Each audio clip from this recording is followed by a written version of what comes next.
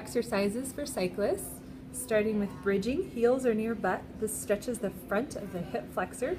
It also works your glutes and your hamstrings. You can change this to do a single leg bridge to make it a little more challenging. Trying to keep the pelvis nice and level. You're really working on the left glute and hamstring here.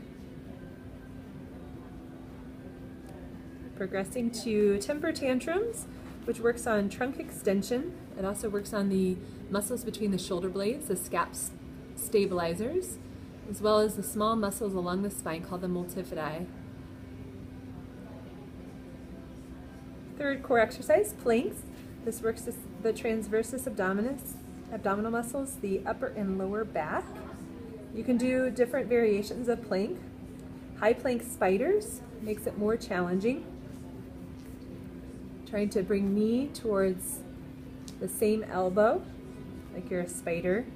Working towards approximately 15 to 20 repetitions. Also another variation, high plank mountain climbers. This is where you cross the knee to the opposite upper extremity. Working 15 to 20 repetitions. In the high plank, you can also work shoulder muscles using scap protraction and retraction. This is really good for strengthening some of the muscles between in the shoulder blades, the serratus anterior. Again, working about 15 to 20 repetitions while holding that high plank. Fourth core exercise, side planks. Coming on one side. You can either do a static hold, which would be the variation 1.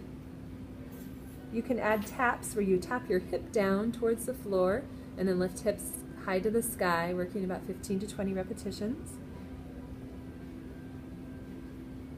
You can progress to star, lifting one leg, working about 15 to 20 on each side.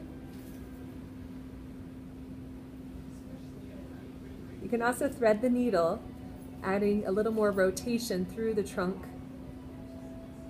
which cyclists rarely get. If you're having trouble with any of these variations, you can modify with a bottom knee bent. And then you can either do a static hold or you can lift and lower that top leg.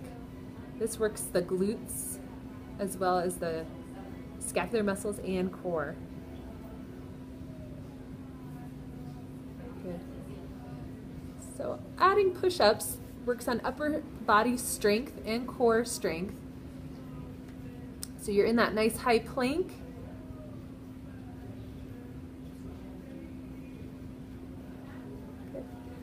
Another core exercise for the Pilates 100, lying on your back. Trying to imprint the spine on the floor, reaching those arms down towards the end of the mat, legs are straight, and you pulse inhaling for 5 seconds and exhale 2, 3, 4, 5. Inhale 2, 3, 4, 5. Exhale 2, 3, 4, 5. You're going to pulse those arms 100 times, so it's approximately 10 inhales and 10 exhales. Trying to keep that imprint of the spine the entire time, scooping belly button towards the spine. And then relaxing. 6th exercise for core, Russian twists. So grabbing a weighted ball, you're going to come into a teaser boat pose. Trunk is lifted. Thinking about that sternum lifting towards the sky and then adding some rotation through the torso, which is great for cyclists working in different angles.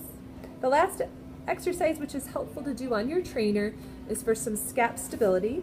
So grabbing a band, you're going to work the shoulder rotators on the trainer. So bringing elbows towards your side, thumbs up towards the sky, grabbing a hold of that band and then rotating out to the side. 15 to 20 reps, maybe doing 2 to 3 sets while you're working on the trainer. Second exercise for scap stabilizers are the horizontal abduction. So bringing the arms out to the side and taking those arms away from you, working on the muscles between the shoulder blades, 15 to 20 repetitions, 2 to 3 sets. And then the last shoulder exercise that's great to do on the trainer is called punch outs. Wrapping the TheraBand around your torso, punching straight out. Your little serratus anterior activation, which is important for cycling. 15 to 20 repetitions, 2 to 3 set.